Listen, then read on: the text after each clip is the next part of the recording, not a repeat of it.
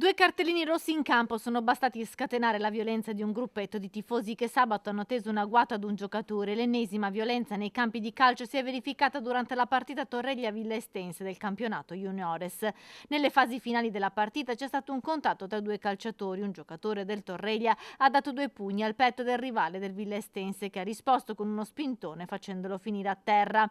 Cartellino rosso per entrambi e dritti nello spogliatoio. È qui che è avvenuta la violenza più grave. Un gruppo di 4 o 5 tifosi del Torreglia ha raggiunto nel tunnel che porta agli spogliatoi il calciatore del Villa Estense e lo hanno preso a pugni in faccia. Il dirigente accompagnatore della squadra, sentite le urla, ha richiamato l'attenzione dell'arbitro che, visto l'atleta sanguinante, ha sospeso la partita proprio all'ultimo minuto sul 3-3. Sul posto sono intervenuti anche i carabinieri che hanno identificato i violenti e avviato l'indagine. Mauro Fiocco, presidente del Villa Estense, ha confermato che il calciatore ha riportato 10 giorni di prognosi e che insieme alla famiglia ha sporto denuncia contro ignoti per le violenze e anche nei confronti della società del Torreglia, che non ha garantito la sicurezza degli atleti.